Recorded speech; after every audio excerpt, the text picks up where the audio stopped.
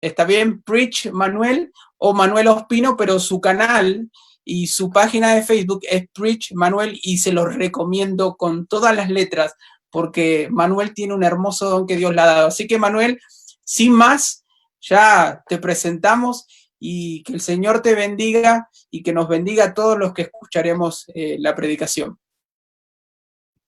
Muy bien, muchísimas gracias. Para mí es un verdadero privilegio y honor. Quiero agradecer a Federico, a su esposa Sari, que Dios les bendiga y les guarde por la invitación. Muchas gracias también a los ponentes anteriores. De verdad que me gocé con cada uno de ellos. Gracias para todos también nuestros oyentes que nos sintonizan desde ya. Y bueno, como el mensaje es complejo, es largo, vamos de una vez a hacer una oración corta y nos introducimos de lleno al mensaje de esta noche. Vamos a orar. Nuestro Padre Celestial, en el nombre de Jesucristo nuestro Señor, queremos hoy abrir tu palabra para contemplarte, Señor, para contemplar a Jesucristo y ser transformados por su poder, Señor transformador. Dirige nuestras mentes y corazones, Padre. Te lo pedimos en el nombre de Jesús. Amén. Muy bien, mis amigos. Entonces, hoy vamos a hablar acerca del mensaje del tercer ángel.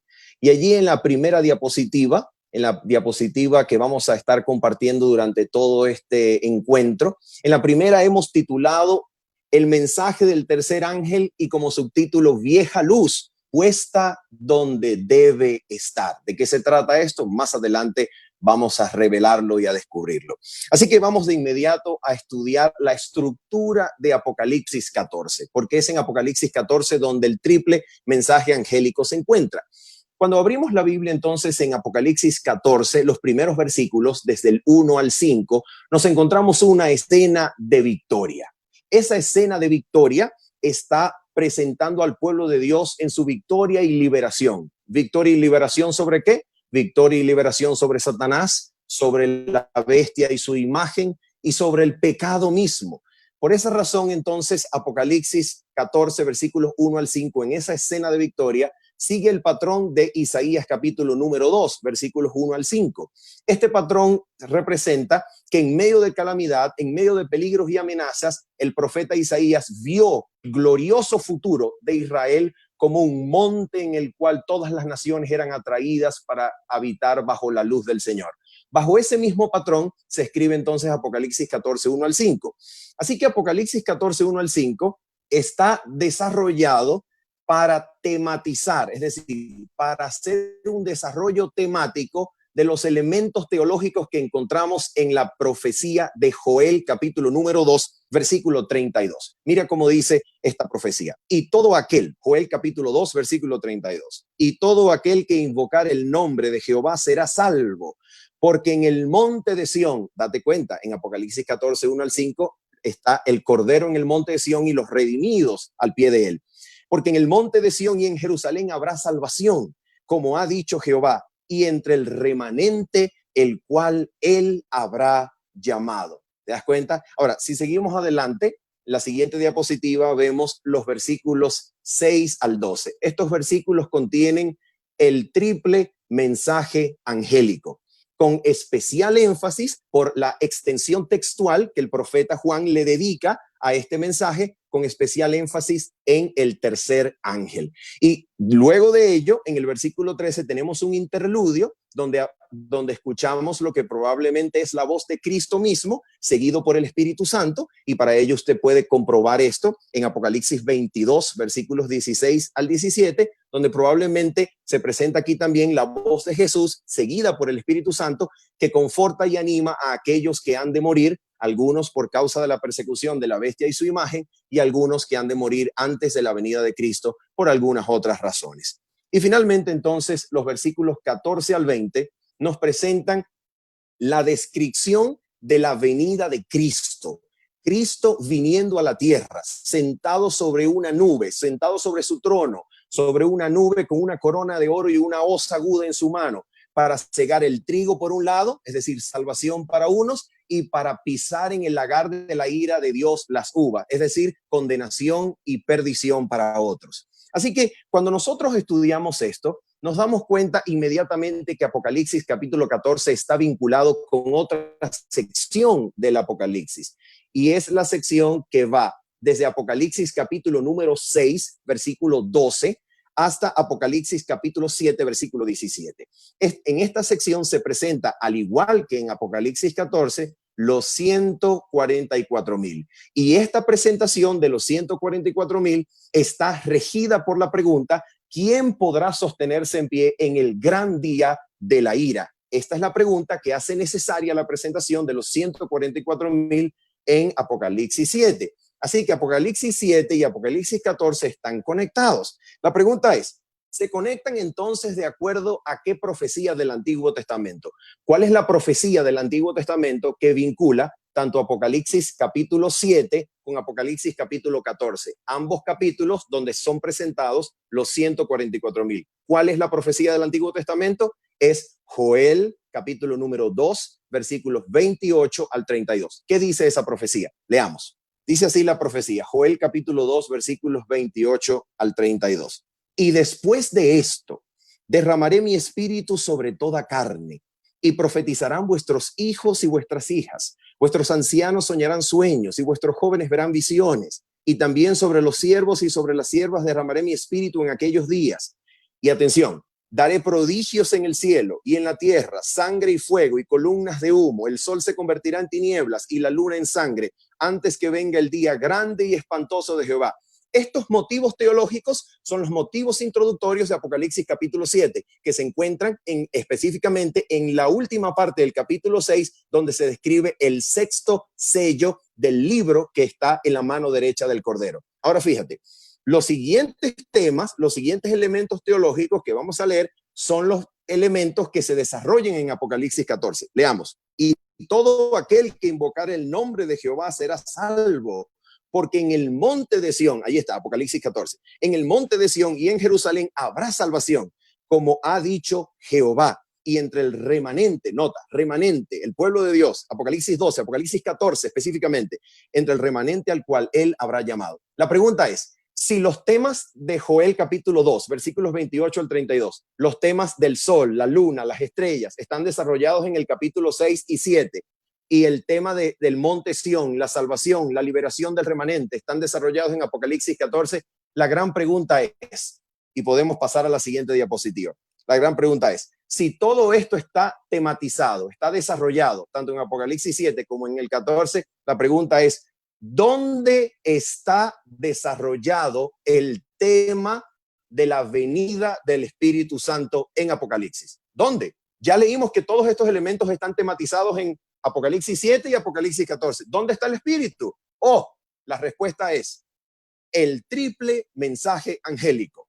Con énfasis en el tercero, representa el cumplimiento de la promesa de la venida del Espíritu. Atención, la conclusión es esta.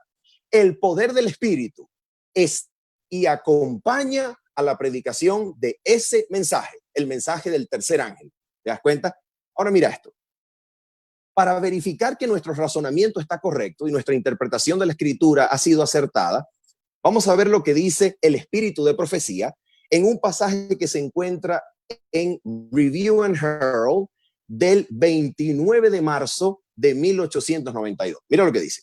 No tengo un tiempo específico, dice la señora White, del cual hablar sobre cuándo sucederá el derramamiento del Espíritu Santo. Y mira cómo lo califica. Cuando el ángel poderoso descienda del cielo y se una con el tercer ángel en la terminación de la obra para este mundo. ¿Te das cuenta? El Espíritu Santo vendrá en relación con el mensaje del tercer ángel. Y sigue diciendo la señora White en otra cita que encontramos en Manuscript 52 del año 1900. Dice ella, deben combinarse los mensajes de los tres ángeles, dando su triple luz al mundo. Dice Juan en el Apocalipsis, vi a otro ángel descender del cielo con gran poder. Eso es Apocalipsis 18. Y la tierra fue alumbrada con su gloria. Ahora, ¿qué relación tiene la venida del Espíritu, el ángel que desciende en Apocalipsis 18 con el mensaje del tercer ángel? Fíjate, esto representa la proclamación del último y triple mensaje de amonestación para el mundo. Así que, ¿cuál es la conclusión? La conclusión es que el Espíritu de Dios prometido en Joel, que no se tematizó claramente en Apocalipsis 7 ni en Apocalipsis 18, esa tematización, esa promesa del Espíritu acompaña la predicación del mensaje del tercer ángel, del triple mensaje angélico, especialmente el mensaje del tercer ángel. Ahora, vamos entonces desde ya a Apocalipsis 14, versículos 9 al 12, para leer el mensaje del tercer ángel en sí. Vamos a leer el texto. ¿Qué es lo que contiene el texto del mensaje del tercer ángel? Leemos Apocalipsis 14, versículos 9 al 12. Dice así: y el tercer ángel lo siguió diciendo a gran voz: si alguno adora a la bestia y a su imagen, y recibe la marca en su frente o en su mano, él también beberá del vino de la ira de Dios, que ha sido vaciado puro en el cáliz de su ira, y será atormentado con fuego y azufre delante de los santos ángeles y del Cordero. Y el humo de su tormento sube por los siglos de los siglos, y no tienen reposo de día ni de noche los que adoran a la bestia y a su imagen, ni nadie que reciba la marca de su nombre. Aquí está la paciencia de los santos,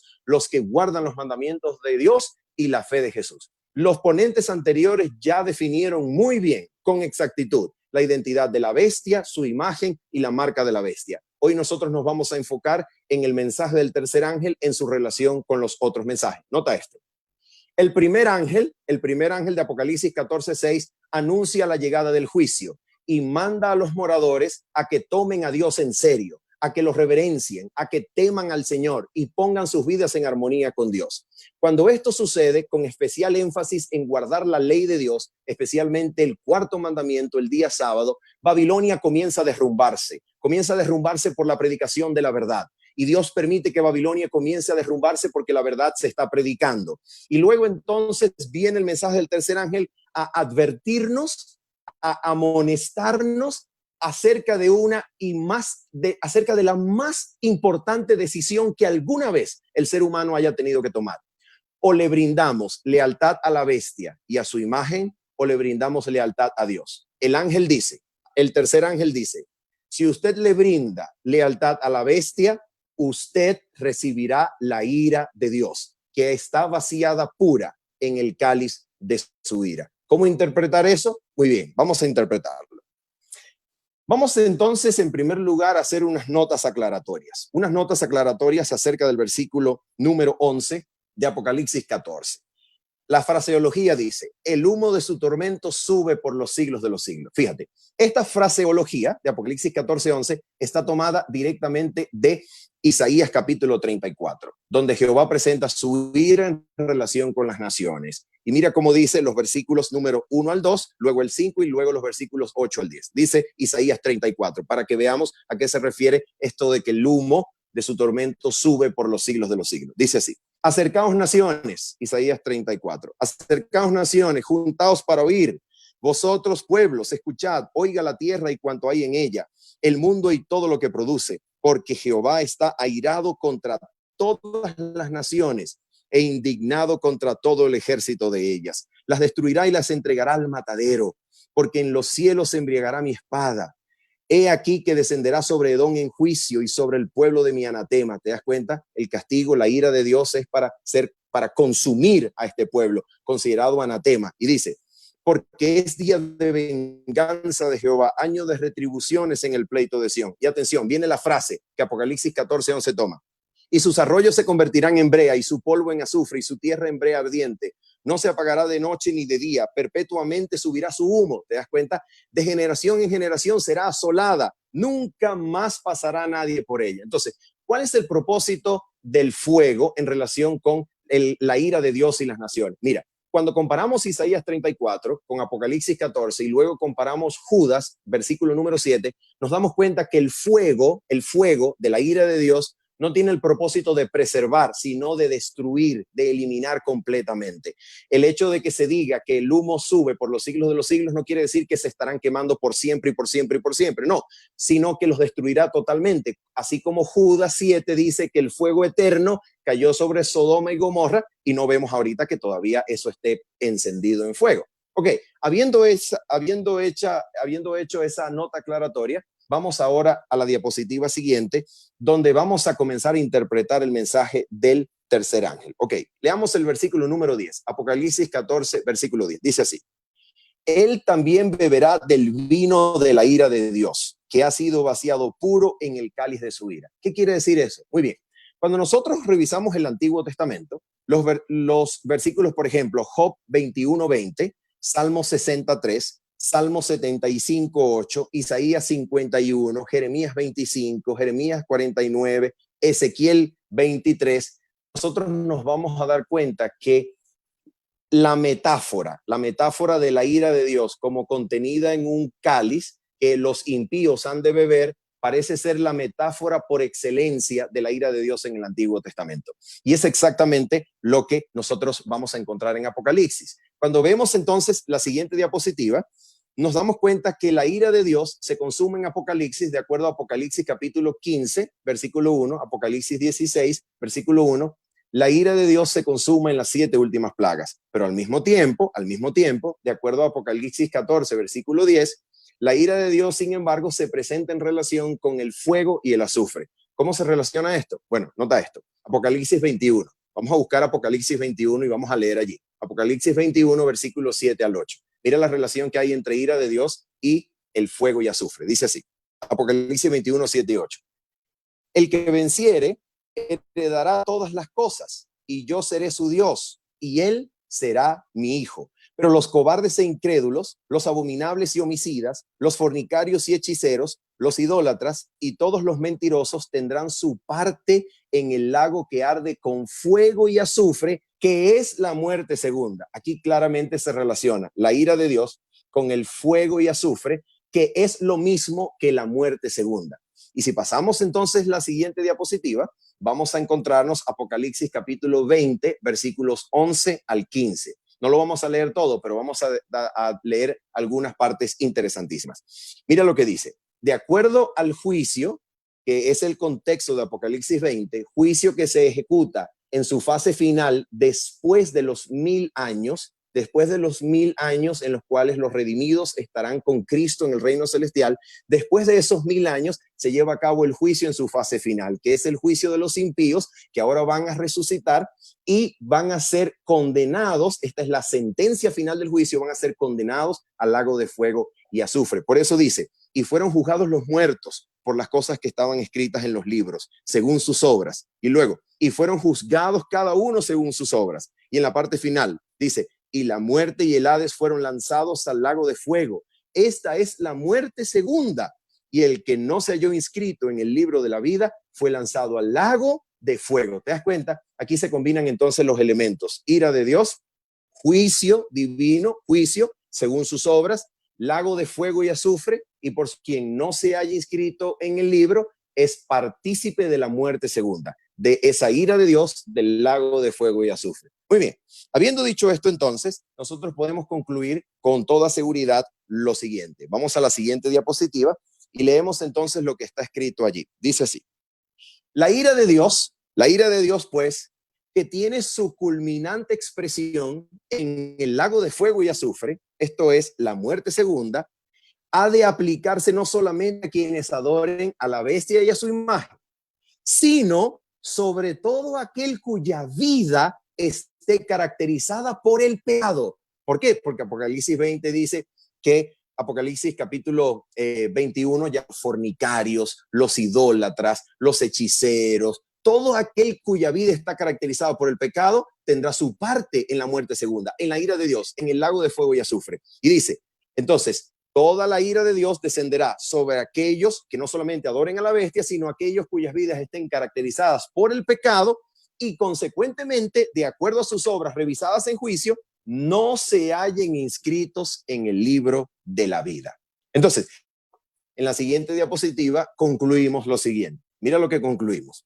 El mensaje del tercer ángel, por tanto, es la última y más solemne advertencia dada antes de la venida de Cristo acerca de cómo evitar la ira de Dios. Y es precisamente esa ira de Dios el vínculo que forma la pregunta de Apocalipsis capítulo 6, el último versículo, que da el paso a Apocalipsis 7 con Apocalipsis 14. Ese es el vínculo, la ira de Dios, la ira de Dios. ¿Cómo, quién se salva? ¿Quién escapa de la ira de Dios? Los 144,000 que aparecen en el 7 y en el 14. Entonces, la pregunta es, la siguiente diapositiva, entonces nos va a hacer necesaria la conclusión de que el mensaje del tercer ángel, atención, el mensaje del tercer ángel, nos conduce entonces a formularnos la pregunta acerca de aquello que nos salva o libra de experimentar la ira de Dios. ¿Y qué es lo único que nos salva de experimentar la ira de Dios? La respuesta a esa pregunta es la razón de la existencia del Evangelio. Así que podemos concluir juntamente con el espíritu de profecía que el mensaje del tercer ángel es una recomprensión, una comprensión renovada, una nueva comprensión del Evangelio de Cristo Jesús, que hace posible que escapemos de la ira de Dios. Por eso Elena de White culmina diciendo para nosotros en la Review and Herald del 1 de abril de 1890 lo siguiente. Atención, varios me han escrito preguntándome si el mensaje de la justificación por la fe es el mensaje del tercer ángel. Y he contestado, mira la respuesta de ella, es el mensaje del tercer ángel en verdad. Así que, ¿cuál es el mensaje del tercer ángel? ¿De qué trata? El mensaje del tercer ángel es una comprensión del Evangelio de Dios que nos enseñe cómo escapar de la ira del Señor. El mensaje del tercer ángel es acerca de la justificación por la fe. El mensaje del tercer ángel es acerca del centro del Evangelio. ¿Y de qué se trata entonces la justificación por la fe y el centro del Evangelio? Vamos entonces a comprender al Evangelio en la relación que tiene con la ira de Dios. Vamos a comprender la relación que existe entre la ira de Dios y el Evangelio. Así que en la siguiente diapositiva leemos lo que es la ira de Dios y el Evangelio. Mira esto. Desde Génesis capítulo número 3, ¿ok? Cuando nuestros padres, Adán y Eva, pecaron, desobedecieron y cayeron. Desde Génesis capítulo 3, atención, el plan de salvación contenido en el Evangelio es la salida a la muerte que la desobediencia a Dios o el pecado acarrea. ¿Te das cuenta? La salida, en otras palabras, la salida de la muerte, la salida de la ira de Dios, consecuencia de la comisión de pecado, es el Evangelio. El Evangelio se hace necesario cuando la ira de Dios, la muerte, se puede poner en efecto. Cuando la muerte pende sobre nuestras cabezas, entonces el Evangelio es la solución. Sigamos adelante. ¿Qué relación tiene la ira de Dios con el Evangelio? Vamos a leer entonces Romanos capítulo número 1, Romanos capítulo número 1, versículos 16 al 18. Vamos a leer lo que dice la escritura allí. ¿Por qué hemos elegido Romanos? A ver, hemos elegido la epístola del apóstol Pablo a los romanos por la razón de que esta epístola es fundamental para comprender la teología cristiana. La epístola del apóstol Pablo a los romanos tiene una preponderancia en la teología occidental maravillosa. Así que vamos allá y leamos Romanos capítulo número 1, versículos 16 al 18, para comprender cuál es la relación entre la ira de Dios y el Evangelio. Mira lo que dice Romanos 1, 16 al 18. Dice así: porque no me avergüenzo del Evangelio, porque es el poder de Dios para salvación a todo aquel que cree, al judío primeramente y también al griego. Porque en el Evangelio, atención, la justicia de Dios se revela. La palabra griega es apocaliptetai. ¿Te das cuenta? La misma palabra apocalipsis aparece allí en Romanos 1, 17. En el Evangelio la justicia de Dios se revela. ¿Se revela cómo? Desde la fe y para la fe. ¿Cómo entender esa frase? Desde la fidelidad de Dios, que revela su justicia, su poder para salvar, para la fe del hombre, para producir fe en el hombre, para que por la fe el hombre se beneficie de aquello que la fidelidad de Dios ha hecho por él. Ahora dice, ¿por qué? Escucha, como está escrito, el justo por la fe vivirá. La pregunta es, ¿vivirá en qué? ¿Vivirá en qué contexto? ¿Por qué vivirá el justo? ¿Qué es lo que hace necesario que el justo reciba vida? ¿Para que viva? ¿Por qué?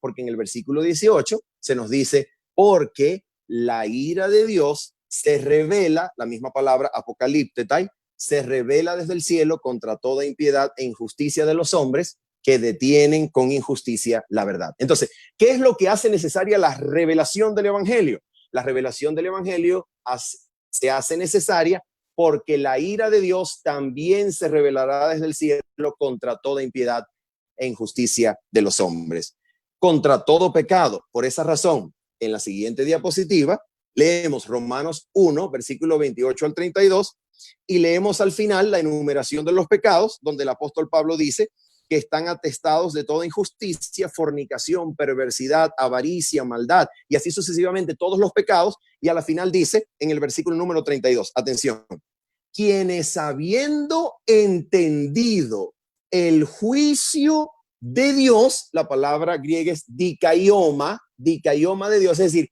el juicio justo, el dictamen justo de Dios. ¿De qué se trata ese juicio justo? El dictamen justo de Dios. Atención, que los que practican tales cosas son dignos de muerte. No solo las hacen, sino también se complacen con aquellos que las practican. Entonces, siguiente diapositiva. Entonces, ¿qué es lo que nosotros entendemos acerca de la ira de Dios? Bueno, ¿cuándo va a ser manifestado esta ira? ¿Cuándo es que el apóstol entiende en relación con el juicio que la ira de Dios va a ser manifestada sobre todo pecado e injusticia de los hombres? Mira lo que dice Romanos capítulo número 2, los versículos 2 al 3 y luego los versículos 5 al 6. Mira lo que dice la escritura. Mas sabemos que el juicio de Dios, la palabra crima, refiriéndose a la sentencia del juicio, mas sabemos que el juicio de Dios contra los que practican tales cosas es según verdad. Y piensas esto, oh hombre, tú que juzgas a los que tal hacen y haces lo mismo, que tú escaparás del juicio, la palabra crima otra vez, refiriéndose a la sentencia del juicio, no al acto de juzgar. ¿Piensas que tú escaparás del juicio, de la sentencia de Dios? Y ahora el versículo número 5 y 6. Pero por tu dureza y por tu corazón no arrepentido, atesoras para ti mismo, atención, ira para el día de la ira y de la revelación del justo juicio de Dios. La palabra allí en griego es una maravilla. Ahora une dikaioma, justicia, juicio justo, y la añade con crisis y se transforma la palabra dikaiocrisias, es decir, una manifestación del justo juicio de Dios en el día de la ira. Y dice la escritura, el cual pagará a cada uno conforme a sus obras. Entonces podemos ver que la manifestación de la ira de Dios está relacionada con aquel día en el cual la ira de Dios, después de juzgar, después de haber revisado, después de haber juzgado, se dará la sentencia, como ya nos decía Apocalipsis capítulo 20 y Apocalipsis capítulo 21. La ira de Dios en Romanos está relacionada con el día del juicio, con el día final. Ahora mira esto, ¿cuál es la medida de ese juicio? ¿Cuál es la medida que el Señor usa para juzgarnos? Mira lo que dice Romanos capítulo número 2, versículos 12 al 16. Dice así, vamos a leer algunas partecitas rapiditas. Porque todos los que sin ley han pecado, también sin ley perecerán. Y todos los que bajo la ley han pecado, por la ley serán juzgados. ¿Cómo es esto? Bueno, dirá más adelante Pablo que los gentiles tienen grabado en sus corazones la obra de la ley y en sus conciencias. Por tanto, en aquel día, versículo número 16, en el día en que Dios juzgará por Jesucristo los secretos de los hombres, en ese día los gentiles, teniendo la obra de la ley escrita en sus corazones y mentes, sus conciencias los defenderán o los acusarán. En el día del juicio de Dios, en el día de la manifestación de su ira. Y finalmente, entonces, ¿cuál es la ley que Dios tiene en mente para llevar a cabo ese juicio? Bueno, mira lo que le dice Pablo a sus coterráneos judíos. Mira lo que le dice. Romanos capítulo número 2, siguiente diapositiva, versículos 21 al 33. Mira lo que dice, 21 al 23, perdón. Mira lo que dice el apóstol. Tú pues, que enseñas a otro, ¿no te enseñas a ti mismo? Tú que predicas que no se ha de hurtar, hurtas. Tú que dices que no se ha de adulterar, adulteras. Tú que abominas a los ídolos. Pregunto, ¿dónde está esa ley? ¿Cuál es la ley que nos habla acerca de la idolatría? Nos habla acerca de hurtar, nos habla acerca de adulterar. Es la ley moral de Dios, la ley de los 10 mandamientos. La ley que los gentiles tenían escritas o tienen escrita en sus corazones y conciencias, y que al pueblo de Israel Dios se las manifestó por escrito y se las entregó por medio del ministerio de Moisés. Esa es la ley que el Señor usará en aquel día de juicio. Ahora bien, muy bien. Vamos entonces a Romanos capítulo número 3, versículos número 9 y 10 y luego 19 al 20. A ver, ¿quiénes son sujetos de ese juicio? ¿Será una sola tribu, el pueblo de Israel, el mundo entero? ¿Quién es sujeto del juicio de Dios? ¿Quién está convicto en el juicio de Dios. Mira lo que dice la Escritura. Romanos capítulo 3, versículos 9 al 10 y luego 19 al 20. Dice así: ¿qué pues? ¿Somos nosotros mejores que ellos? En ninguna manera. Pues ya hemos acusado a judíos y a gentiles, que todos están bajo pecado, como está escrito: no hay justo, ni aún uno. Y luego en el versículo 19 y 20, mira lo que dice: pero sabemos que todo lo que la ley dice, lo dice a los que están bajo la ley.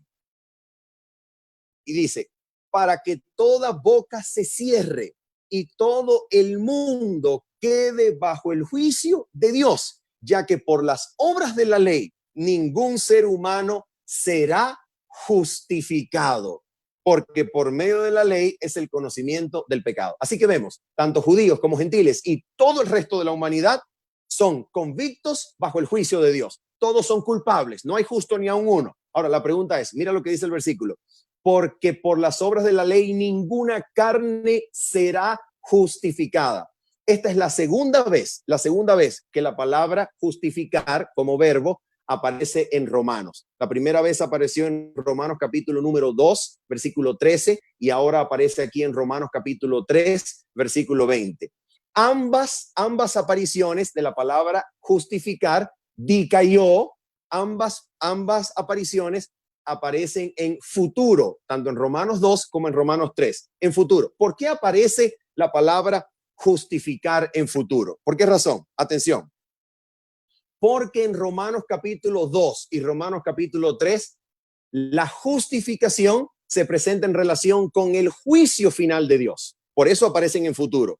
Porque la justificación es aquello que Dios hará en favor de su pueblo en el día en que se revele su justo juicio y su ira, en el día en que Jesucristo juzgue por su evangelio los secretos de los hombres. Por eso la palabra justificar aparece en futuro. Ahora, vamos entonces a hablar acerca de eso que llamamos justificación por la fe. ¿Qué cosa es eso? Vamos a la siguiente diapositiva.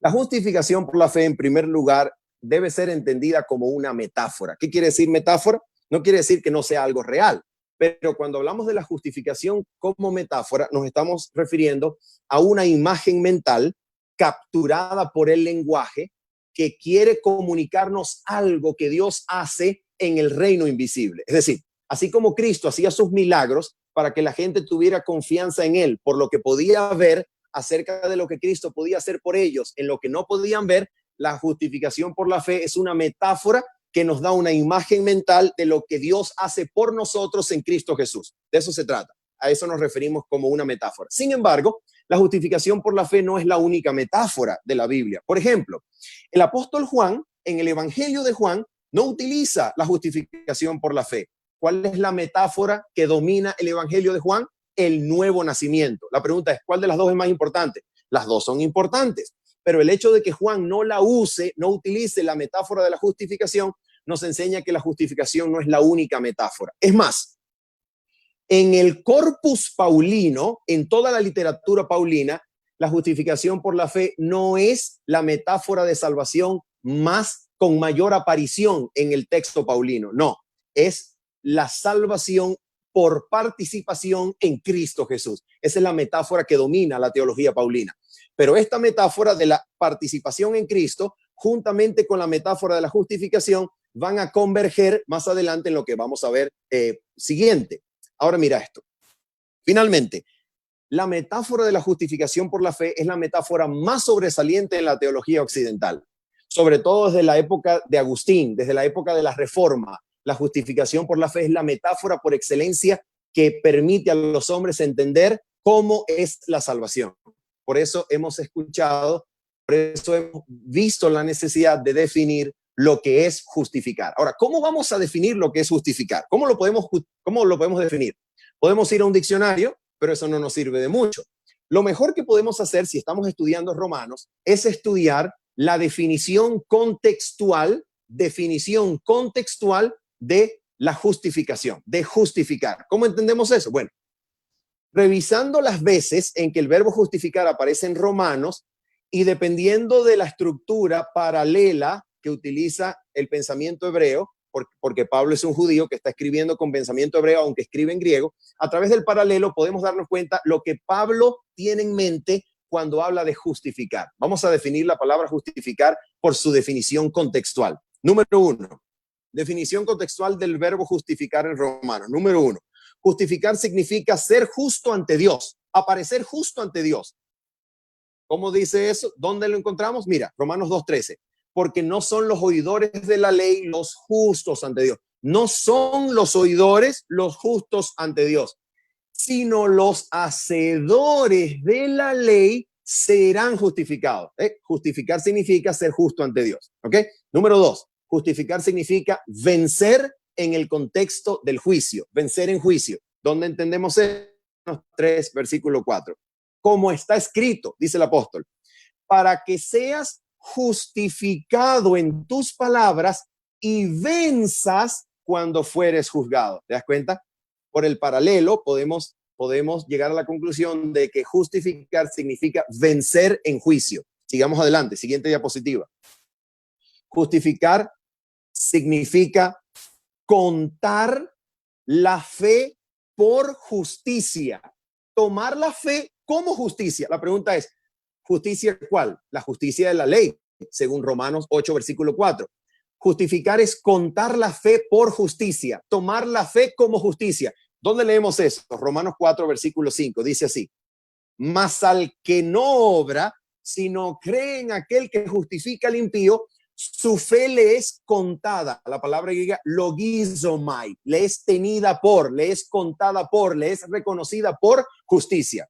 Y sigue diciendo entonces la cuarta definición de justificar. Justificar es perdonar, que es lo mismo que cubrir el pecado, que es lo mismo que no contar, no tomar en cuenta, no culpar de pecado. ¿Dónde encontramos eso? Mira cómo el apóstol Pablo cita a David hablando de la bienaventuranza de la justificación. Este es David, según Pablo, hablando de la justificación. Mira cómo habla David, según Pablo, de la justificación. Dice así.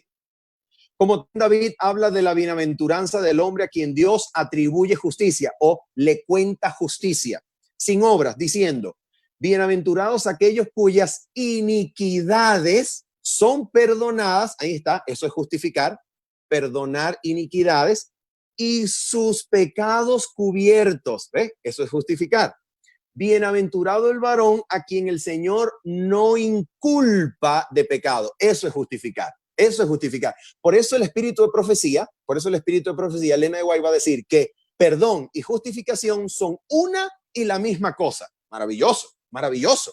Ahora mira, la última definición paralela o contextual de justificar. La última definición, la quinta, la encontramos en Romanos capítulo 5, versículos 9 y 10. Romanos capítulo 5, versículo 9 y 10. Atención, dice, justificar es reconciliar con Dios.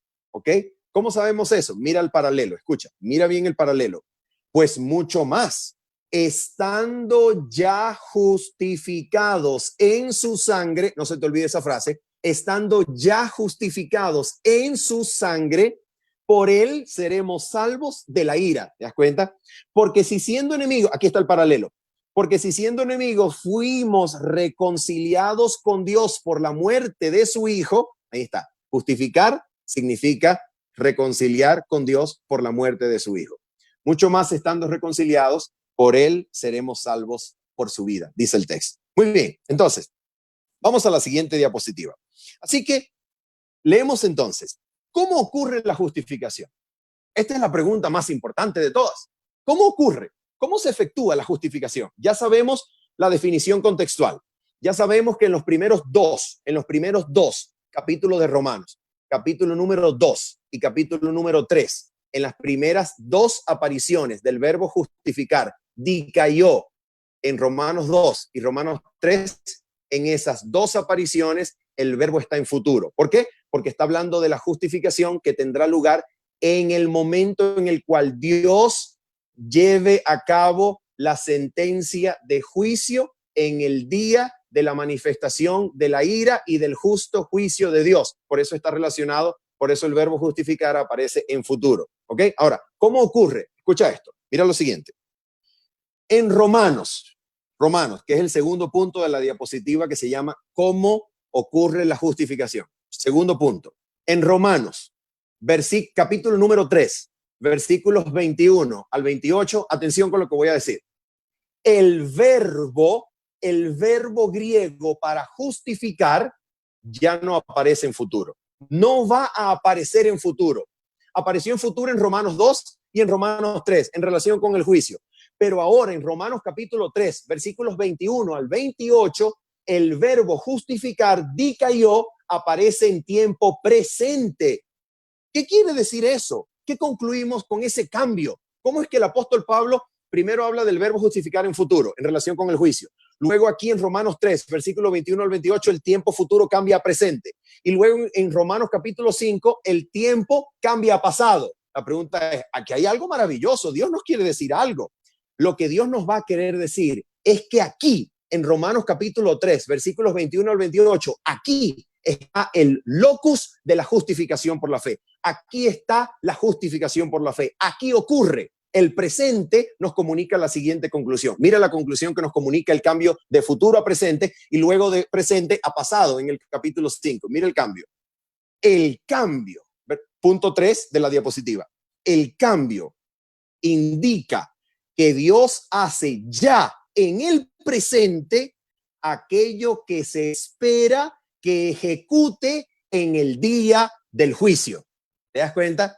Es decir, aquello que Dios se supone que ejecutará en el día del juicio final, en el día de la manifestación de la ira, en el día de la manifestación del justo juicio de Dios, lo que Dios iba a ejecutar o va a ejecutar con toda realidad, lo que Dios va a ejecutar en ese día va a ocurrir en el presente de la cruz. ¡Wow! Eso es lo que significa. Vamos entonces a leer el presente de la cruz aquí.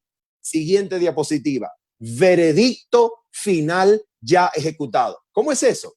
El veredicto final del día del juicio y la revelación de la ira de Dios, ese veredicto se va a verificar, se va a conceder, se va a ejecutar en la cruz de Cristo Jesús. Mira lo que dice la Escritura. Dice así, Romanos 3, versículos 21 al 26. Pero ahora, aparte de la ley, ¿cómo entendemos la frase aparte de la ley? Aparte de la ley no significa que la ley ya no tiene relevancia. Significa aparte de la ley entendida como el marcador de frontera identitaria de Israel con los gentiles. Es decir, aparte de la ley entendida como dándole lugar privilegiado a Israel. ¿Cómo podemos saber eso? Porque mira lo que dice la Escritura. Pero ahora, aparte de la ley, se ha manifestado la justicia de Dios, testificada por la ley y los profetas. ¿Qué quiere decir eso? Que desde que la ley de Moisés fue escrita, desde que Dios le dio a Israel su ley, la ley ya anunciaba, Génesis capítulo 15, Génesis capítulo 22, la ley ya anunciaba que la justicia no vendría por ella, porque la ley no puede vivificar, porque si la ley pudiera vivificar, la justicia vendría por la ley, pero como la ley no puede vivificar, ya la ley había anunciado que la justificación, que la justicia no vendría por ella, pero ya la ley lo anunciaba, ya la ley lo tenía contenido. Así que la justificación por la fe es el cumplimiento del propósito para el cual Dios le dio la ley a Israel. ¿Te das cuenta? La ley, cuando Cristo nos justifica, la ley halla su propósito. Por eso la ley desde su inicio ya anunciaba que sería aparte de ella que la justicia de Dios se manifestaría. Ahora mira esto, sigamos leyendo.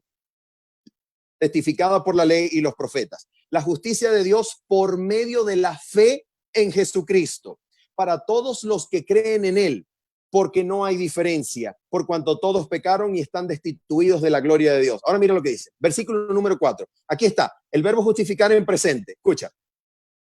Siendo justificados gratuitamente por su gracia, mediante la redención que es en Cristo Jesús. ¿Dónde ocurre la justificación? ¿Cuál es el locus de la justificación? ¿Dónde ocurre? La justificación es en la redención que ocurrió en Cristo. ¿De qué redención está hablando? ¿Cómo entendemos esta redención? El versículo 25 nos va a decir de qué se trató esa redención. Mira lo que dice el versículo 25. A quien Dios puso, y atención, voy a hacer un comentario adicional del versículo 25. En el versículo 25 se va a encontrar en este solo texto de Romanos, se van a encontrar tres palabras que solamente aparecen aquí en Romanos 3:25 en toda la Biblia. Es decir, en Romanos 3:25 aparecen tres palabras que no aparecen más. En teología se le conoce como hapax legómeno. En una sola vez dicho, una sola vez aparece. ¿Cuáles son esas palabras para que vea la importancia? ¿Qué nos quiere decir esto? Que este lugar, Romanos 3, versículo 25, es un lugar de preeminencia importantísimo en el texto sagrado. Ahora mira lo que dice. A quien Dios puso como propiciación. ¿Qué quiere decir eso? La palabra griega propiciación es la palabra griega hilasterion. Hilasterion es la traducción técnica en la Septuaginta. Es decir, hilasterion es la traducción técnica del hebreo al griego de la palabra hebrea caporet, que quiere decir propiciatorio. Jesucristo fue puesto por Dios como propiciatorio, como el lugar donde la sangre inocente alcanza la justicia divina de la ley y la satisface por completo. En segundo lugar, propiciación puede entenderse como ofrenda expiatoria, ofrenda de expiación. ¿Qué quiere decir eso? Ya lo vamos a descubrir. Sigamos leyendo. A quien Dios puso como propiciación por medio de la fe en su sangre para manifestar su justicia a causa de haber pasado por alto en su paciencia los pecados pasados. Escucha, Dios, con el ministerio del santuario del Antiguo Testamento, Dios pasaba por alto el pecado. ¿Qué quiere decir eso?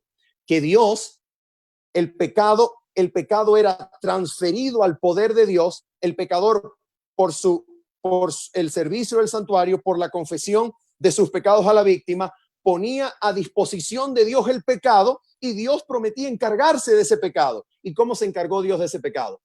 Porque en Cristo Jesús, ese pecado que Dios había pasado por alto. ¿Por qué? Porque los pecadores no fueron exterminados, los pecadores no fueron aniquilados, los pecadores, sobre ellos no descendió la ira de Dios. Como Dios pasó por alto el pecado, ahora lo condenó en la cruz de Cristo Jesús. La ira de Dios, aquello que se manifestará en la última fase del juicio, descendió sobre Cristo Jesús y Dios ejecutó su ira en Cristo Jesús. Eso significa que Cristo fue puesto como propiciación. Ahora mira, ¿cómo entendemos eso?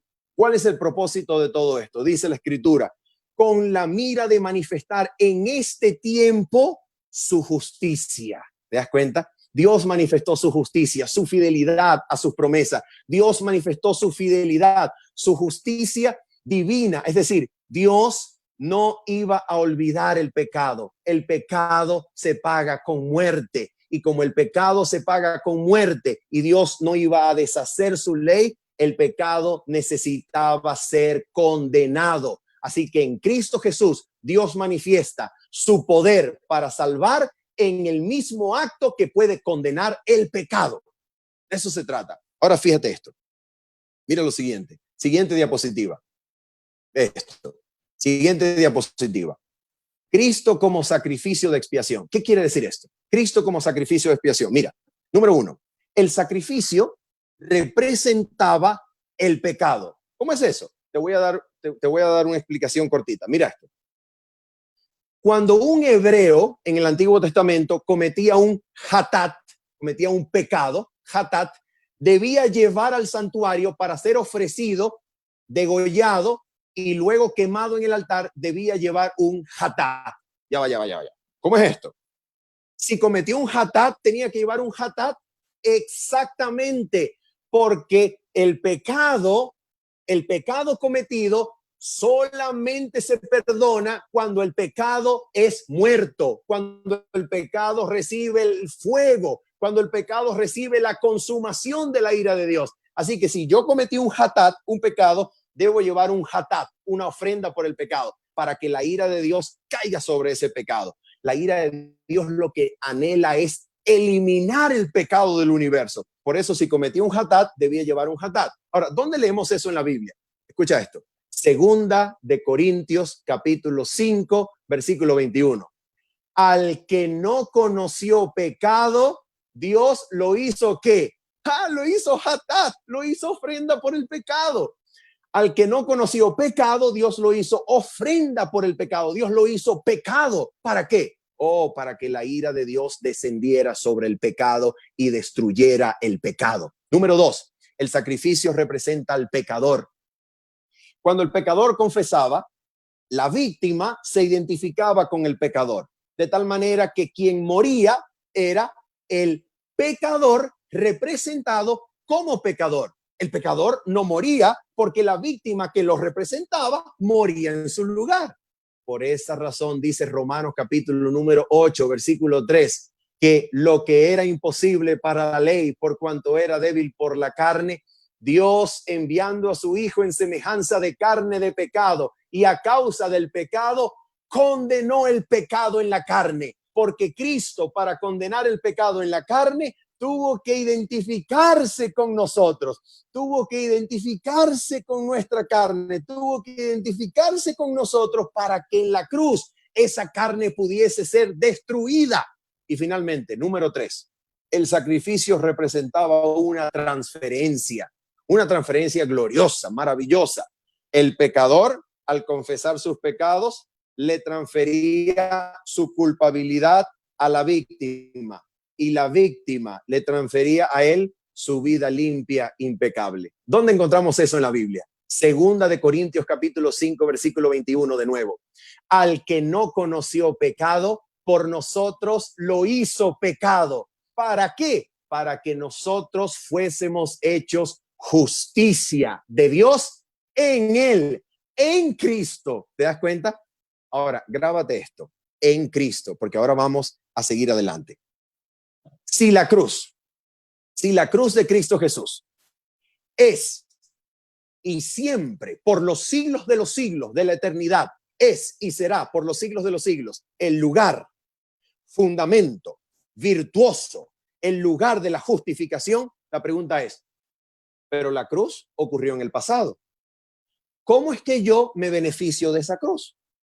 ¿Cómo soy yo justificado en este presente, hoy, en mayo de 2020? ¿Cómo soy yo justificado por algo que ocurrió hace 2000 años? ¿Cómo soy justificado? Atención con lo que viene ahora.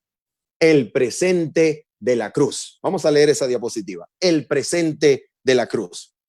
Romanos capítulo 6, versículo 1 al 4. ¿Qué dice la escritura? ¿Qué pues diremos?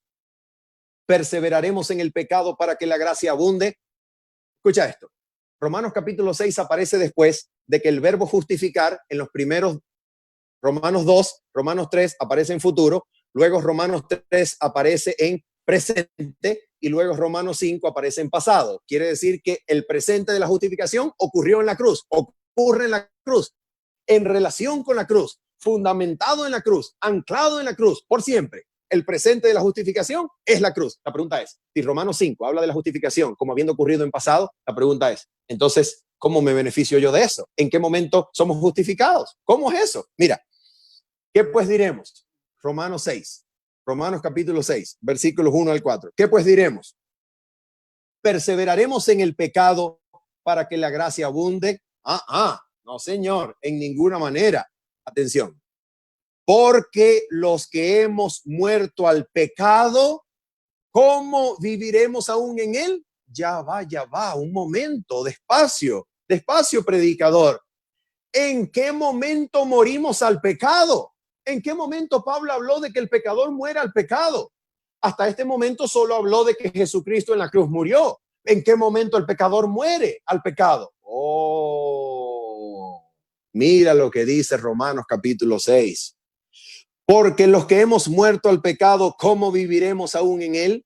¿O no sabéis que todos los que hemos sido bautizados en Cristo Jesús hemos sido bautizados en su muerte? ¿Te das cuenta?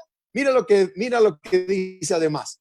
Porque somos sepultados juntamente con él para muerte por el bautismo, a fin de que como Cristo resucitó de los muertos por la gloria del Padre, así también nosotros andemos en vida nueva. Vamos a leer los versículos 5 al 8 para concluir aquí. Escucha esto. El presente de la cruz. Romanos 6, versículos 5 al 8. Porque si fuimos plantados, enterrados, sepultados, si fuimos plantados juntamente con él en la semejanza de su muerte, así también lo seremos en la de su resurrección. ¿Cuál es el propósito de participar de la muerte de Cristo por el bautismo? ¿Cuál es el propósito de que por medio de la fe, cuando sigo las pisadas de Cristo y soy bautizado, cuando como Cristo me dice que debo ser bautizado, cuál es el propósito de participar de su muerte? El propósito es que participe de su resurrección. El propósito es que participe del poder de su resurrección. ¿Qué dice eso? ¿Cómo dice eso la Biblia? Escucha, versículo número 5 en adelante. Versículo 6. Sabiendo esto, atención con esto, aquí llegamos al punto culminante. Escucha, sabiendo esto, que nuestro viejo hombre fue crucificado juntamente con él para que el cuerpo de pecado sea destruido, a fin de que no sirvamos más al pecado. ¿Te das cuenta? ¿Cuándo fuimos crucificados con Cristo? ¡Oh!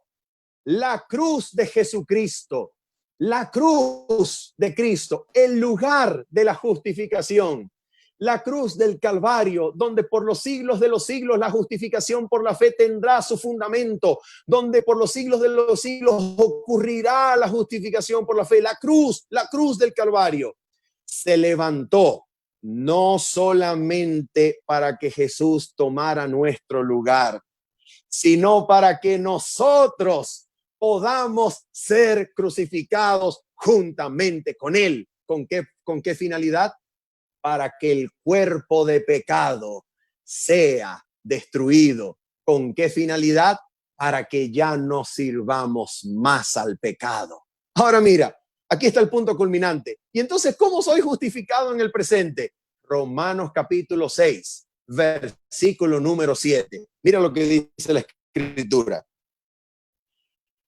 Porque el que ha muerto, ¿te das cuenta? Porque el que ha muerto ha sido justificado el pecado. Y si morimos con Cristo, creemos que también viviremos con él. ¿Cuándo ocurre la justificación? ¿Cómo ocurre? Resulta que por medio de la fe en Cristo, cuando sigo sus pisadas y por medio de la fe en Cristo soy bautizado, yo muero juntamente con Cristo. Yo muero, yo soy crucificado. Y cuando soy crucificado juntamente con Cristo en la cruz, yo al morir quedo justificado del pecado. Algunas traducciones dicen en Romanos capítulo 6, versículo 7, porque el que ha muerto ha sido libre del pecado. Pues yo quiero decirte que el verbo griego que aparece allí es el mismo verbo justificar, dikaiō, que aparece en pasado. Hemos sido justificados cuando participamos de la muerte de Cristo en la cruz. ¿Y cuál es el propósito de participar de la muerte de Cristo en la cruz? El propósito es que resucitemos juntamente con Cristo Jesús. Ahora te voy a hacer una pregunta.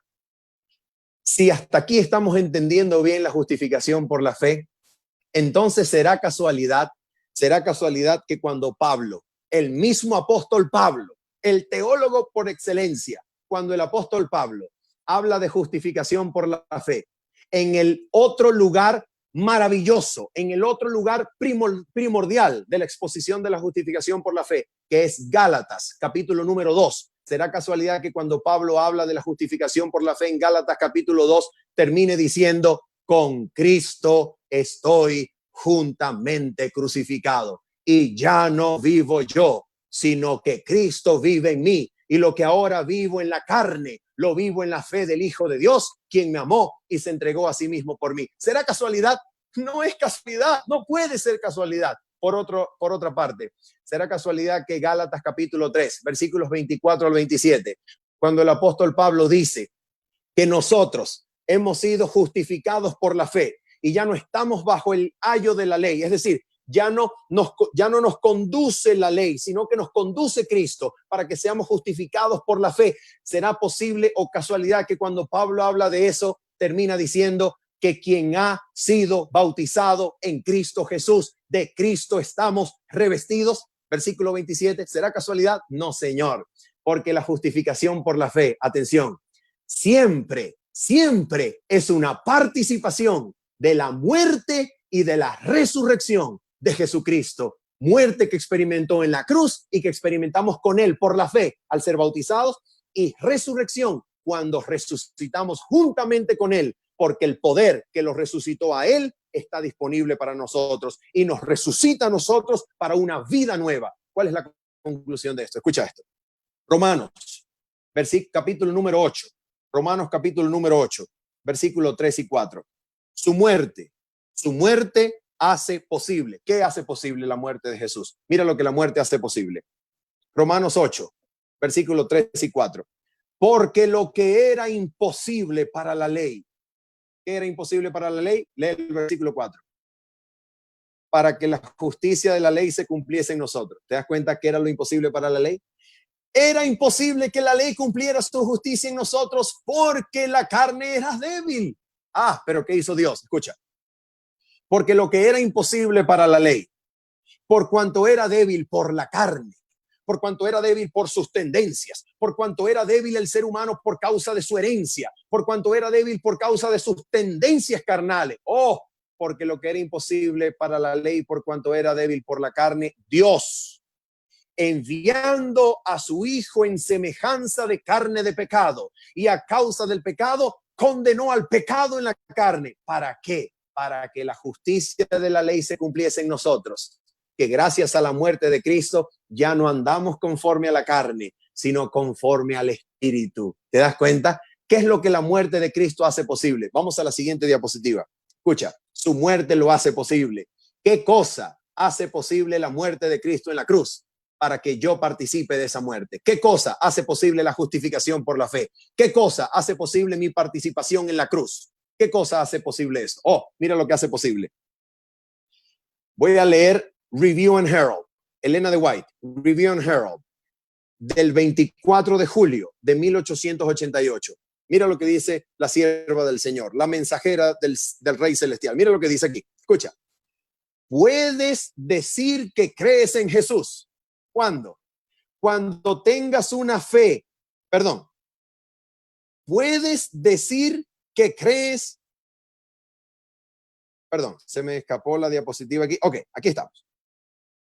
Puedes decir que crees en Jesús cuando tengas una apreciación del costo de la salvación. Puedes hacer esta afirmación cuando sientas que Jesús murió por ti en la cruel cruz del Calvario.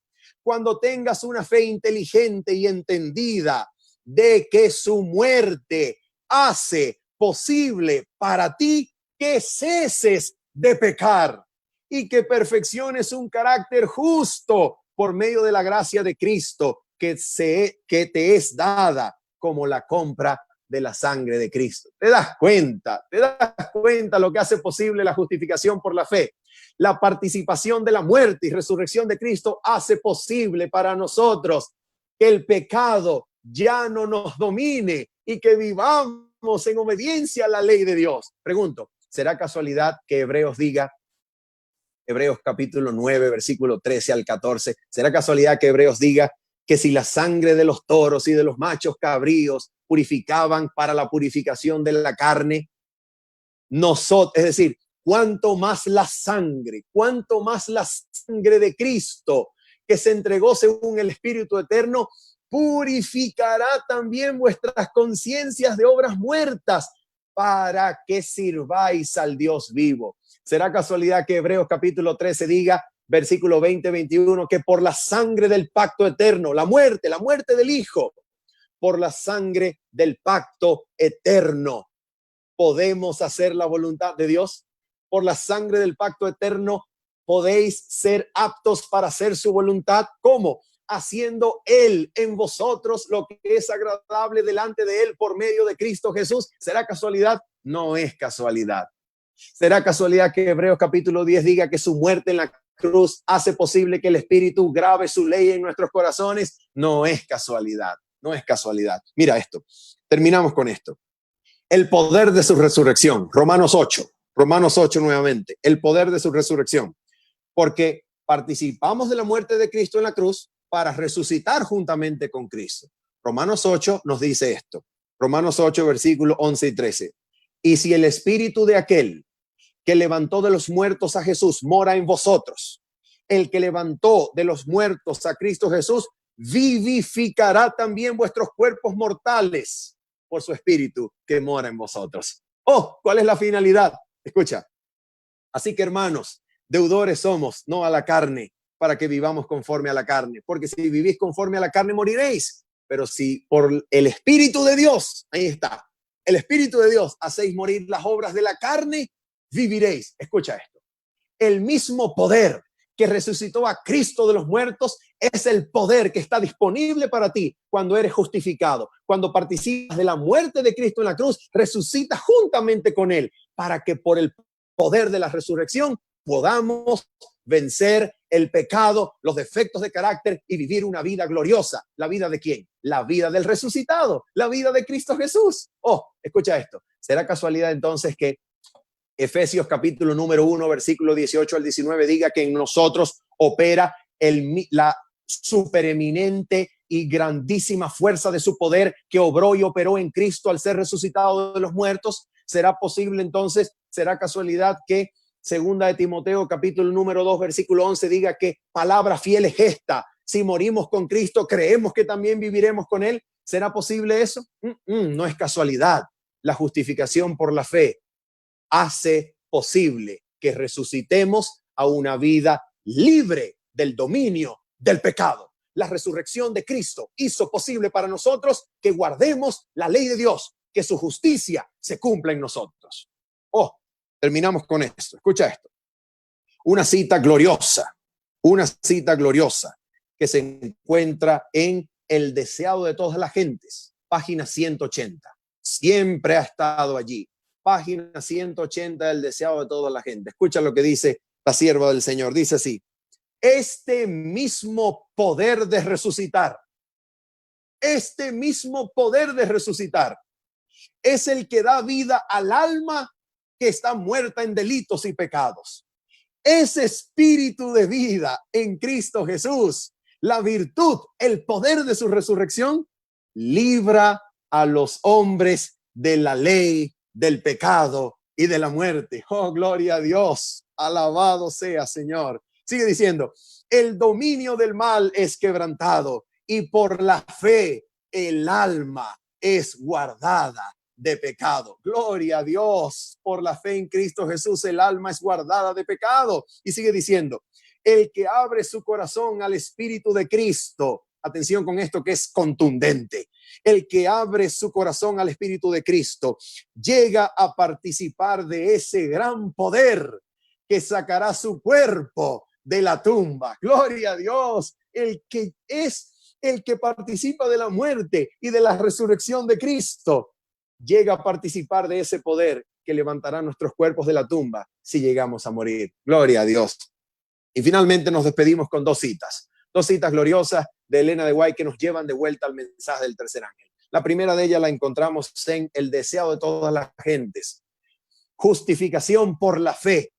Una experiencia de la cruz. Eso es justificación por la fe. Una experiencia presente, viva de la cruz, por la cual muero al hombre de pecado, por la cual muero al cuerpo de pecado, por la cual muero al cuerpo pecaminoso y soy resucitado por el poder de Jesucristo. No significa que las tendencias naturales y las tendencias hereditarias me abandonan, sino que ahora puedo cumplir en mi vida lo que Pablo dice en Gálatas capítulo 5, versículo 16. Andad en el Espíritu y no satisfagáis los deseos de la carne. Seguiré teniendo deseos de la carne, seguiré teniendo tendencias hereditarias, seguiré teniendo tendencias cultivadas, seguiré teniendo tendencias al pecado, pero por el Espíritu de Dios puedo dominar esas tendencias y vivir una vida limpia, libre de pecado en Cristo Jesús. Y mira lo que dice la sierva del Señor entonces en la página 147 del Deseado de todas las gentes. Mira lo que dice. Lo curioso es que esta cita, no lo puse allí, pero esta cita comienza así. Lo curioso es que esta cita comienza con la pregunta, ¿cómo entonces hemos de salvarnos? Me encanta que Elena de White se haga esa pregunta. ¿Cómo entonces nos hemos de salvar? Comienza la cita, página 147. Y mira la respuesta de ella. La luz que resplandece de la cruz revela el amor de Dios. ¿Te das cuenta? La justicia de Dios se revela en la cruz. La justicia de Dios se revela en el evangelio de fe para fe. Desde la fe de Dios, desde la fidelidad, desde su amor, se revela para la fe del hombre. Escucha esto. Su amor, el amor que revela la cruz del Calvario, su amor nos atrae a él. ¿Nos atrae a dónde? A su cruz. Y mira lo que dice. Si no resistimos esta atracción, seremos conducidos al pie de la cruz. Gloria a Dios. Seremos conducidos al pie de la cruz, arrepentidos por los pecados que crucificaron al Salvador. Entonces, el Espíritu de Dios produce por medio de la fe una nueva vida en el alma. Los pensamientos y los deseos se sujetan en obediencia a la voluntad de Cristo. El corazón y la mente son creados de nuevo a la imagen de aquel que obra en nosotros para someter todas las cosas así. Entonces la ley de Dios queda escrita en la mente y el corazón y podemos decir con Cristo, el hacer tu voluntad, Dios mío, me ha agradado. Gloria a Dios. ¿Te das cuenta? La justificación por la fe siempre será una experiencia de la cruz, una experiencia en la cual mi cuerpo de pecado es crucificado con Cristo. Yo soy muerto con Cristo y ahora puedo resucitar por el Espíritu Santo para la gloria de Dios, para que yo pueda darle gloria a Dios, guardando su ley, viviendo en armonía con su ley. Termino con esta cita. ¿Cuál es la importancia de este mensaje que hemos leído en esta noche? Que hemos estudiado, mejor dicho, esta noche. ¿Cuál es la importancia de este mensaje? Voy a leer una declaración que se encuentra en el capítulo 24 de un material que se llama 1888 Materials, es decir, materiales de 1888.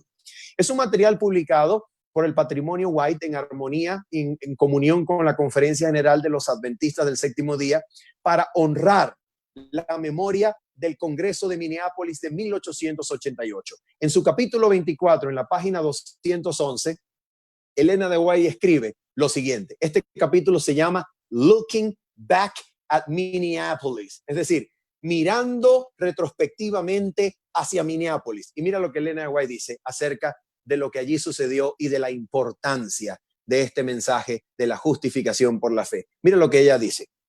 Al pastor E.J. Waggoner se le concedió el privilegio de hablar claramente y presentar sus opiniones sobre la justificación por la fe y la justicia de Cristo en relación con la ley. Allí está la clave de todo. La justificación por la fe en armonía con la ley. La justificación por la fe en relación con la ley. Porque la justificación por la fe en Cristo Jesús nos lleva a que la ley, la justicia de la ley, se cumpla en nosotros. Oh, gloria a Dios. Mira lo que dice la cita.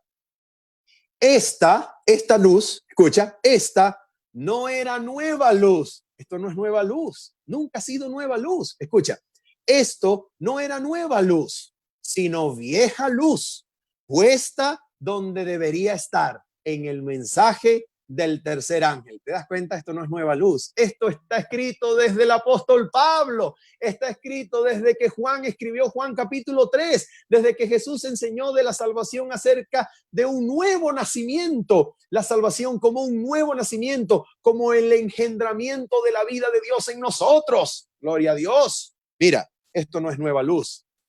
Termina la señora White haciendo una pregunta gloriosa. Escucha la pregunta de Elena de White. ¿Cuál es la importancia de este mensaje?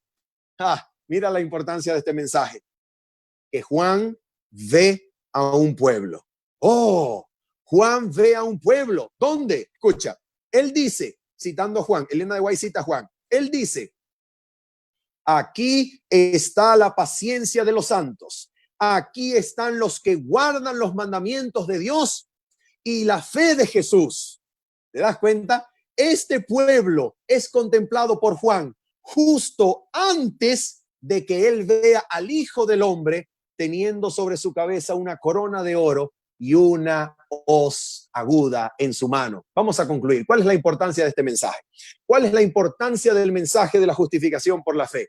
El mensaje, la importancia es que solamente cuando comprendemos la justificación por la fe, como hoy lo hemos expuesto, como una muerte al pecado y resurrección a una vida nueva, solamente cuando comprendemos así la justificación por la fe, podrá formarse en algún punto de la historia de este mundo un pueblo que verdaderamente guarde los mandamientos de Dios por medio de la fe de Jesús. Un pueblo que no es que crea que la ley de Dios está vigente nada más. Un pueblo que verdaderamente viva en completa armonía con la ley del Padre Celestial y que cumpla el llamado desde el primer ángel al tercero. Dadle gloria a Dios porque su juicio ha llegado. Solamente quienes comprendan este mensaje glorificarán a Dios con una vida completamente recta en Cristo Jesús para recibir el sello de Dios, que es la única razón por la cual la ira de Dios no ha descendido aún sobre este mundo. Porque en Apocalipsis 7, el otro lugar donde se conectan los 144,000, cuando se pregunta ¿quién podrá sostenerse en pie en el gran día de su ira? La respuesta es que los ángeles no sueltan los vientos, porque aún los hijos de Dios no han sido sellados. Pero cuando los hijos de Dios desarrollen un carácter a la semejanza de Cristo, serán sellados y entonces vendrá el fin, vendrá Cristo para reclamarlos como suyo. ¿Te das cuenta? Por eso hoy te quiero hacer un llamado a ti. Este llamado es para ti. Escucha.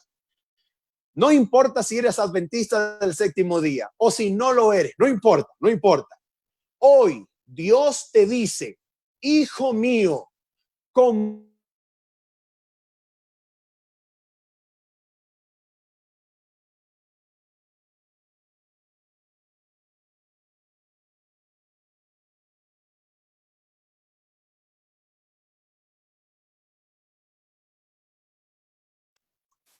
Bueno, muy bien, estamos al aire. Recuerden que Manuel está en Venezuela y la luz va y viene. Justo ya estaba a un minuto y medio de terminar el mensaje. Pero bueno, Sare, ¿qué te ha parecido el mensaje? Vamos a ver si él puede retornar su conexión mientras tanto. Realmente el mensaje es un mensaje maravilloso. Es el mensaje que necesita ser predicado en este momento, porque toda la tierra tiene que ser alumbrada con el conocimiento de la gloria de Dios. Vamos a esperar un momentito. Estoy de vuelta. Ok, estamos de vuelta. ¿Te escuchamos? Sí, te escuchamos, pero la cámara no te podemos ver.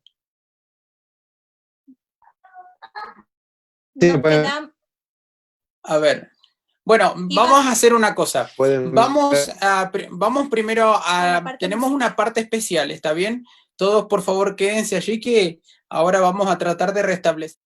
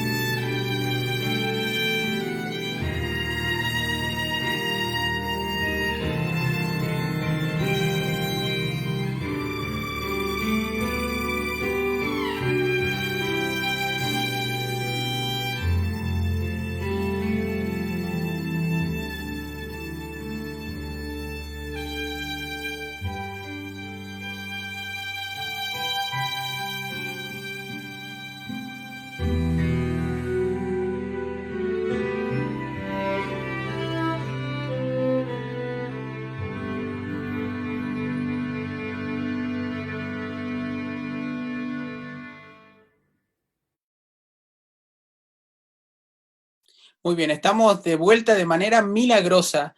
La luz se ha ido, pero ha vuelto. Esto es un milagro, así que Manuel, el tiempo es tuyo. Muy bien, yo sencillamente quería terminar diciéndote, querido amigo, amiga que nos escuchas, si eres adventista del séptimo día o si no lo eres, este llamado de Dios es para ti.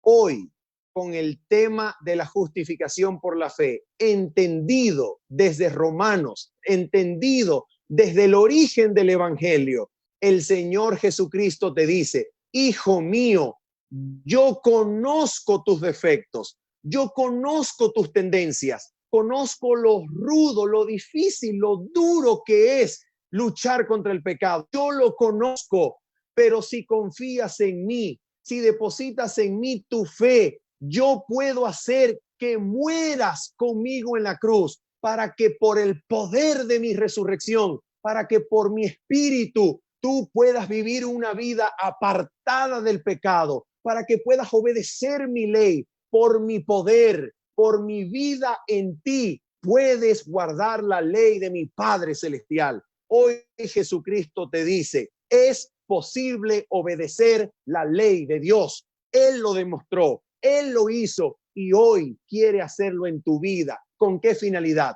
Con la finalidad de que mientras Jesucristo termina su obra en el santuario celestial, de limpieza de pecado del santuario, de los registros de pecado del cielo, nuestros corazones puedan ser limpiados para que hoy nuestras almas puedan ser libres de pecado y Cristo pueda finalmente cumplir la promesa de Filipenses capítulo 1, versículo 6. Aquel que comenzó la buena obra en vosotros será fiel para terminarla, hasta terminarla en Cristo Jesús. Cristo puede hacerte completo por su poder, por su gracia, por su don, por su poder, por su espíritu. Puedes obedecer la ley de Dios y puedes vencer tus defectos de carácter y puedes vivir una vida gloriosa, dándole gloria como nunca a Cristo Jesús. Gloria a Dios por ese mensaje, Manuel. Y muchas gracias nuevamente por ese poderoso mensaje y a todos aquellos que están conectados con nosotros. Manuel, ¿qué te parece si terminamos esta parte con una oración, rogándole a Dios que este mensaje sea una realidad en cada uno de nosotros? Y luego procedemos a las preguntas. Muy bien, maravilloso. Oramos. Amén. Nuestro Padre, nuestro Dios, en el nombre bendito, poderoso de Jesucristo, en virtud y por medio de lo que Él hizo en la cruz, en virtud de su resurrección, nosotros hoy te pedimos, Padre Santo, que tú hagas en nosotros tu obra preciosa, obra completa, que perdones nuestros pecados, pero que no solamente no solamente que nos perdones, sino que nos des el poder de una vida obediente, Señor, de una vida en armonía con tu ley. Danos perdón y poder. Queremos perdón y poder, Señor, en el nombre de Cristo Jesús. Amén. Amén. Amén. Bueno, muchas gracias, querido Manuel, por ese hermoso mensaje. La verdad que hay poder en el Señor. Y engranando un poco, ¿verdad? En Apocalipsis 12, ayer Oliver predicaba, perdón, antes de ayer, porque ayer fue Enrique, predicaba que en Apocalipsis 12 Dios tenía un remanente, que ese remanente, ¿verdad? Cumplía los 10 mandamientos y también tenían la fe de Jesús. Entendimos que proféticamente Dios levantó al pueblo adventista con una misión. Ahora llegando a Apocalipsis 14, Manuel, ¿qué produce este mensaje si es entendido por el pueblo de Dios? Mira, Federico, lo que este mensaje produce, nada más y nada menos, es que el pueblo remanente esté preparado para resistir a la persecución de la bestia y su imagen, y atención, esté listo para ser trasladado después de atravesar el tiempo de angustia. Gloria a Dios. Amén. En otras palabras, Amén. En otras palabras, lo que este mensaje produce, nada más y nada menos, es que Cristo pueda salir del santuario celestial y venga como rey a buscarnos. Amén. Amén. Amén. Amén. Ahora, Manuel, otra pregunta que se hacen. Vamos con esta, ¿verdad? Una pregunta es, si el mensaje del tercer ángel, esta es la verdad presente, ¿por qué parecería olvidado en estos días? Ahora, quiero decir algo, y acaba la pregunta, Manuel, perdón. Hay muchas verdades en la Biblia, ¿verdad? Pero aquí estamos hablando de, es como un jugo de zanahoria. Toda zanahoria tú haces un jugo y es un concentrado, ¿verdad? Ahora, si este es el mensaje, ¿por qué quizá es un poco olvidado la victoria de Cristo en nosotros? Mira, Federico, yo te voy a decir una cosa. Oliver habló del conflicto de los siglos, y ese conflicto es entre Cristo y Satanás. Te voy a decir una cosa. Si este mensaje representa la posibilidad de que Cristo finalice su obra en el santuario celestial, delante de la presencia del Padre Celestial, y venga a terminar el conflicto como rey, este debe ser el mensaje más odiado por el diablo. Es el mensaje que el diablo más odia. Y te voy a decir una cosa, Federico. ¿Será casualidad que este sea el mensaje que corre la Biblia desde Génesis capítulo 3 hasta Apocalipsis 22? ¿Será posible que este mensaje, puede haber un mensaje más presente que este? Escucha esto. Voy a terminar la respuesta a la pregunta con esto.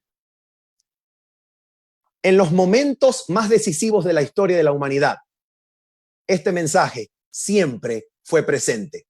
En el momento en el cual Adán cayó, el mensaje fue presente. La sangre del pacto eterno. Y escucha, y Elena de White dice que nuestros primeros padres recibieron la promesa de salvación como perdón de pecado y poder para resistir al diablo. Ahora escucha, ¿será posible que en ese momento, el inicio del evangelio, Dios comience diciendo su promesa evangélica, diciendo, enemistad pondré entre ti y Satanás? ¿Ah? ¿Será posible? ¿Será Gloria posible que, por eso. será casualidad? Una pregunta. ¿Hay enemistad natural entre mi corazón y Satanás? ¿Hay enemistad natural entre mi mente y Satanás? No, no hay enemistad natural, porque engañoso es el corazón del hombre, y perverso, ¿y quién lo conocerá?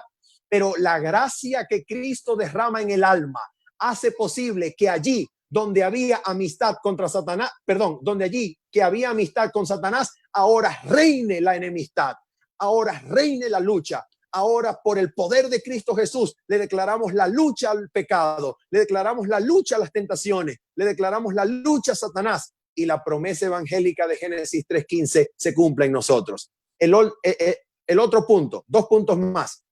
Cuando Dios llamó a un pueblo, cuando llamó a un pueblo a través de Abraham, Génesis capítulo 15, ¿Será casualidad que sea allí la primera vez que aparezca la frase y Abraham creyó a Dios y su fe le fue contada por justicia? ¿Será casualidad?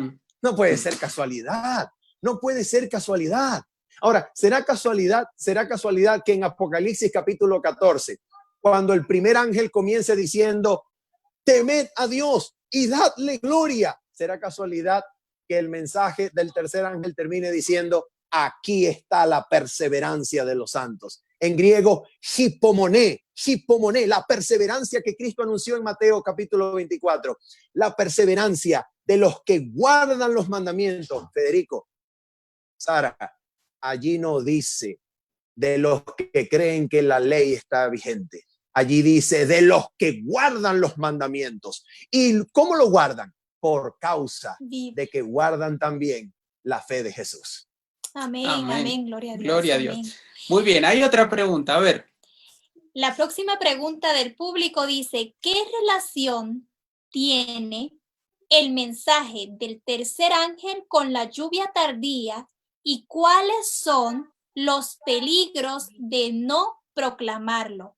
O sea, hay dos preguntas realmente ahí. Sí, muy bien. Mira, el lugar más famoso de los testimonios del Espíritu de Profecía que habla acerca de este mensaje de la justificación por la fe se encuentra en Testimonios para los Ministros, página 91.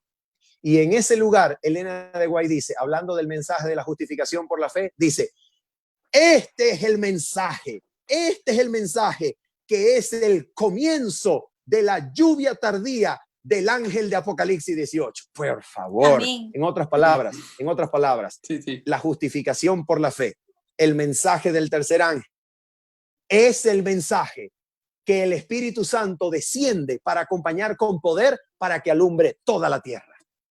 Amén. Amén. Amén. En otras palabras, sí. Si dejo de lado el mensaje de la justicia de Cristo, la lluvia tardía del Espíritu Santo no puede venir sobre mí. ¿Sabes por qué? Porque el Espíritu Santo no se imparte sobre aquella persona que con la lluvia temprana ya otorgada no ha hecho todo lo que el Espíritu Santo permite y posibilita. El Espíritu Santo posibilita la victoria sobre el pecado y los defectos de mi carácter. Si el Espíritu Santo en su lluvia temprana no ha logrado hacer eso en mí, ¿para qué vendrá en forma de lluvia tardía? Así. ¿Para qué se me va a añadir? Ahora, hay otra pregunta en cuanto a, y a todos los que nos están viendo, ¿verdad? Este es el mensaje central y el más poderoso de la Biblia, ¿verdad? O sea, entendiendo esto, de aquí se desprenden las otras verdades, por eso estamos hablando del núcleo. Ahora, aquí hay otra pregunta y es muy interesante porque dice, sabiendo lo que engloba la predicación de este mensaje, ¿dónde está el límite entre el legalismo, fanatismo y el verdadero espíritu de adoración? Básicamente muchos dicen, no, es imposible dejar de pecar. Cristo me ha justificado, pero es imposible que deje de pecar. Y si tú haces esfuerzos, y que quiero que expliques cuáles son los esfuerzos que la Biblia nos habla, ¿será que soy un legalista o un fanático por querer magnificar a Cristo y su ley? Mira, te voy a decir una cosa. Ser legalista significa intentar cumplir la ley sin Cristo Jesús. Intentar cumplir la ley por tus propios esfuerzos. Pero te voy a leer dos textos. El primero se encuentra en Hebreos capítulo número 13. Hebreos capítulo número 13. A ver, a todos los que están con nosotros vamos a buscar el versículo 20 y 21. Hebreos capítulo número 13, versículos 20 y 21. Vamos a ver si esto es legalismo. Vamos a ver. Hebreos capítulo número 13, versículos 20 y 21 dice así para nosotros. A ver, vamos a ver. Dice así.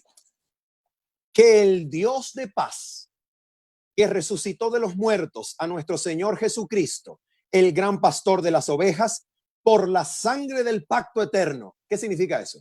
Eso es muerte de Cristo. Por la sangre del pacto eterno, os haga aptos. A ver, una pregunta, Federico. ¿Qué es lo que me hace apto?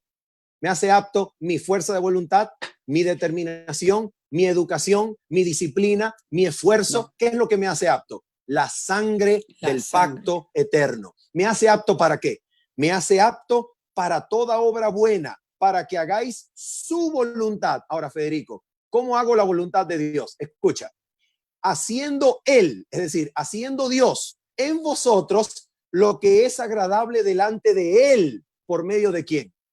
Por medio de Cristo Jesús. Pregunto, las obras que se producen en mí, que glorifican a Dios, ¿son obras mías o son obras de Cristo Jesús? Son obras de Cristo Jesús. Por eso dijo el Rey Jesús. Por eso dijo el Rey Jesús en Juan capítulo número 14, todo aquel que en mí crea, las obras que yo hago, él también las hará. Y finalizo con el deseado de todas las gentes. Deseado de todas las gentes, capítulo 73. Escucha, Federico, yo creo que te confieso, mi hermano, y Sara, y a todo oyente que nos escucha, te confieso que yo creo que esta es la cita que más me gusta del espíritu de profecía. ¡Wow! Escucha esto, yo creo que es la mejor cita del mundo entero en el espíritu de profecía. Mira lo que esta cita dice, mis amados amigos y hermanos. Mira lo que dice. Dice así: toda verdadera obediencia proviene del corazón. Estoy leyendo la página 621. Toda verdadera obediencia proviene del corazón. La obediencia de Cristo procedía del corazón. Y si nosotros consentimos, si nosotros cedemos a la influencia del Espíritu Santo, ¿te das cuenta? Si nosotros cedemos a la influencia de Cristo, si nosotros consentimos, se identificará de tal manera con nuestros pensamientos y fines, amoldará de tal manera nuestro corazón y mente en conformidad con su voluntad, que cuando le obedezcamos, estaremos tan solo ejecutando nuestros propios impulsos. ¡Oh, wow! Por favor, por favor. Cristo puede vivir en nosotros. ¿Será casualidad?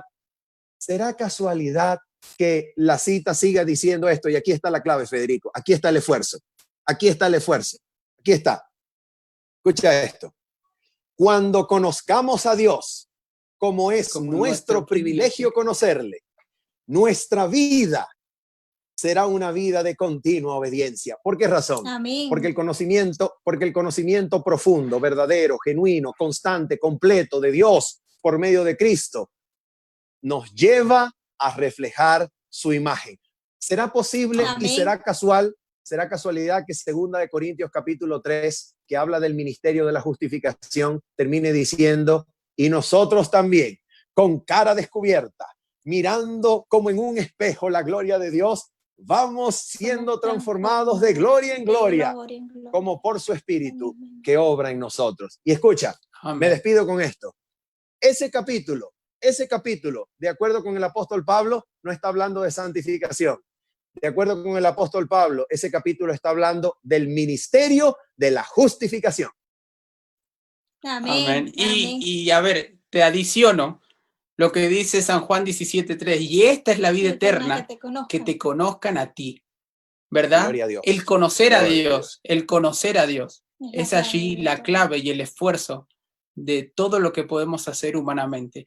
Ahora la última pregunta la va a hacer Sari, para ir terminando. La última pregunta del público es la siguiente: si este mensaje del tercer ángel debe ser predicado,